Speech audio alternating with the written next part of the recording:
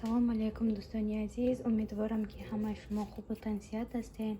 ҳозир ман барои субҳона хостам ки оладушки тайёр кунам. Тесташа тайёр карда мондам. ҳозир ин камтарак гарм шавад, оладушкиро мепазам.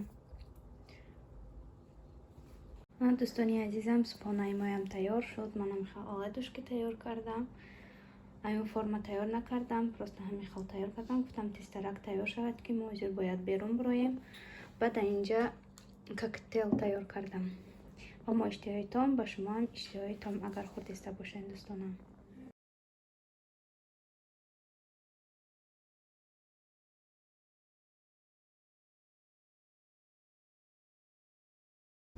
дӯстони азизам, ҳозир мо буромадем берун. Хостем ки почта равам. имрӯз шаварам выходной буд. Ҳозир мо пиёда прогулка карда почта мерем. Як-ду чиз заказ кардаги будам. Якта держатель барои соскаи Микаил заказ кардаги будам. Вай омадай. Бо яктаи дига сушулка барои бутулка вая заказ кардаги будам. Отказ шудаги буд. Бо всё равно омадай. Ҳавая равем мегирему. Баъд айдуми коромон мешем. Боз бозор омаданием. Бо мо бошед дӯстонам. мо берунда озинҷа жда дорем ки шавармаи магазин об харам. Бо дальши мерем. Имрӯз ҳавои мо на хунук, на гарм. ҳаво мо нағза имрӯзам.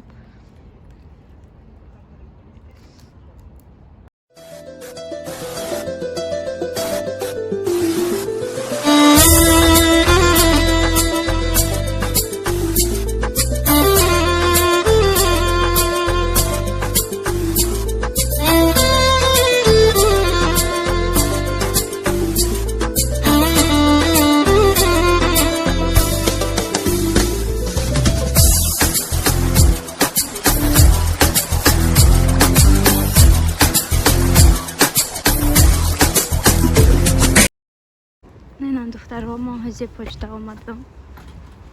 ҳозир дар омада посилкоя мегираму мебуроям.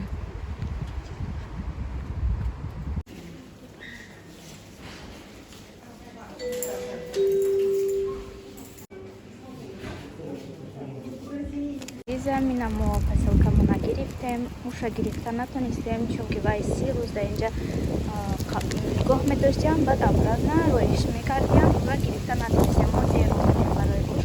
ана инҷада держателя розидадем.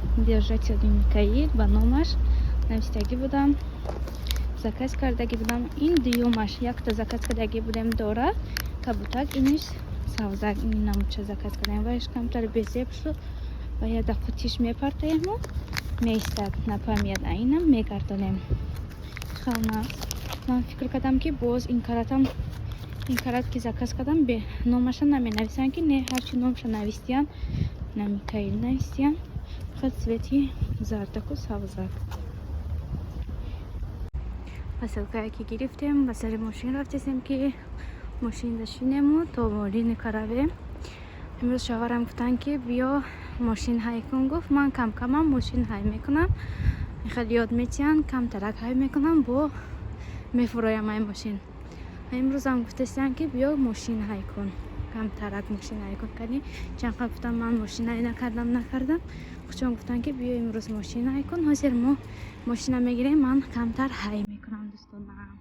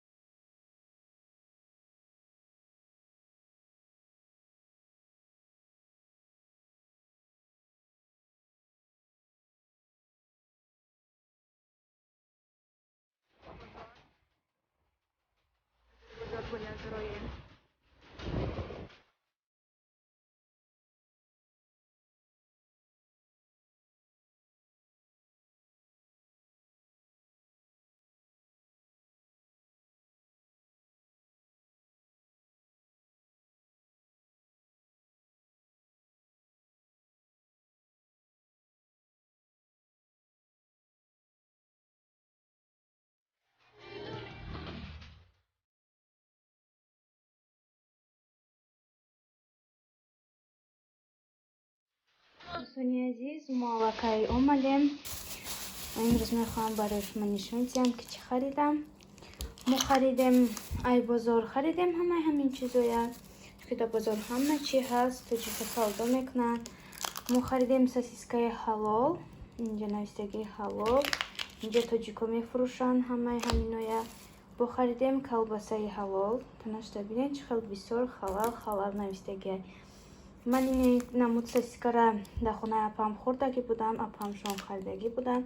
من گفتم شما میخواین کلباسایی که میفروشن در اینجا؟ ها گفتک اینا حلال گفته یزنت ای بازار میبیاره. منم رفتیم که هرچی یافتیم ای همون نمود سوسیسکایی و یا کلانشا گرفتگی بودم و پروستا майдаша گرفتیم. هم کلباسا گرفتیم هم سوسیسکا برای سحر روزافزایی کردن. به نهایت نقد با خریدیم چکای توجیکی. اینجا زیرین خریدیم، پامیدور بودرین. امروز برای بگاه میخواهم که شکراب تیار کنم. حاضر من فطیر شوریدم، جموندم که کمتر ایستاد. حاضر میپزم فطیر. خلاصه ما بگاه شکراب میخوریم. بیر همراه مورم شکراب خوریم دوستانم. من نمیخوردم کلباسا و سوسیسکا این روسیه. من میدونستم که ویا ای تاجیکستان هم میبیارن میفروشن. من طبعا چقدر که نمیکشید. بعد خونه اپام خوردم که همه جوشتم خیلی حلال نوشتگی. خوردم اپام گفت که خریده خورین اینا حلالن. بعد ما هم خریدیم. اکنون ایسپاس اوزی نپاپرو بید میکنیم مخبول شود اگر شوارم ده دیگه همین خریدن میگیریم. اینجا من کم ترک فطیرچه شوریدم. یک دونه فطیرچه میکنم که ما بسیار نمیخوریم فطیر. یک بار کردن در شکراب میکنم قرطاب میخوریم تمام. اینجا حاضر خمیر کم ترک میایستد. بعد ایدومی پختنش میشوم. حاضر دوستانم میخوام که سوسکاش علیش کنم ایوشه دیجتش علیش کنم. به نهایت من این همینه من ای سایت الیکسپرس زاکاز میکنم. به نهایت ارزانه میدونین 200 چند روبل زاکاز کردگیم ده. این خیلی اینستاگرام دا میفروشن همین نموده просто این خیلی میشکچش کلو 1000 روبل میشد خطی доставкаш. من همین اینا دوم بار شد زاکاز میکنم. به نهایت چیزی نه سوسکای گودکم گم نمیشد. اینا علیش کنیم. اینا شکریم و بایشمونه.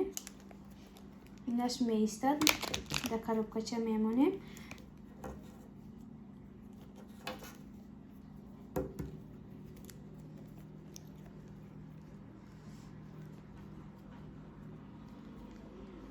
اینا دوستانم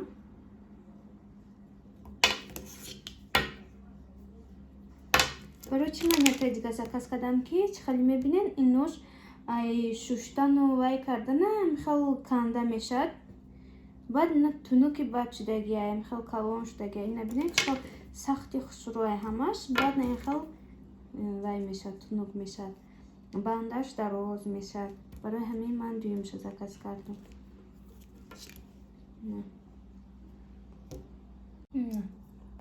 نماش نویستگی میکایی. она این пешиной ما اینجا کسی продавец шкаф میزنی номаша با انگلیسی مینویسی تو که اینجا انگلیسی کتی فقط میکنن. انگلیسی کتی میگن نویس номаша مینویسی همین خیلی میکردن میتیم.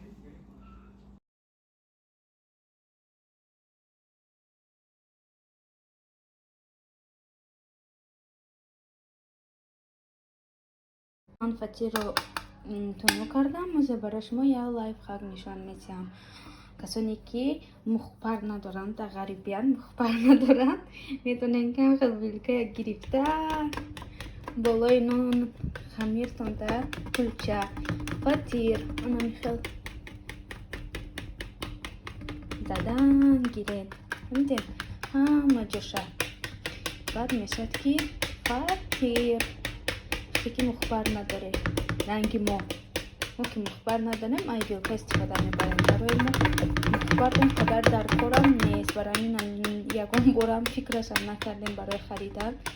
مورد گیرید که میپزیم فطیر برای همین نخریدم من یکم بار. حضور نشون میتیم با تیارش. هم دیدین میگی که من مخبر زدگی باشم با فطیره، نه اینکه وای ویلکا کتی کردگی باشم. میخوام خوب شروع کرده میزنیم و فطیرمون رو میپزیم. دوستانی عزیزم، خواستم که تو تیار شدن فطیر من سالاد رو تیار کردن گیرم. اینجا من پیاز ریزه کردستم.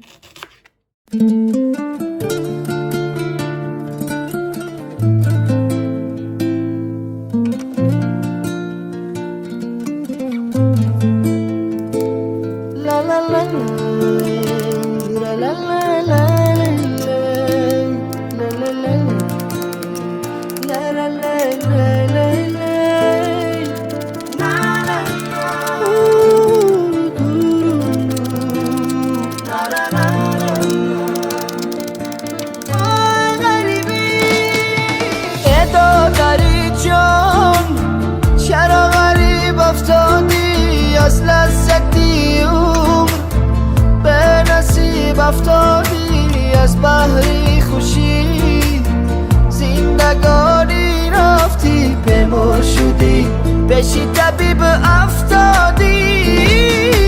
ای دادر جون آبی غریبی شورای بازای غمی، زنده جدایی زورای نبود بر نوا، ساز دلی ما به تو بازای کی دوتا رو تاری منو جورای. آبی چشمی غریب شورای دادرکم ره دورای، دلکم رنجورای. آبی چشمی غریب شورای دادرکم ره دورای، دلکم رنجورای.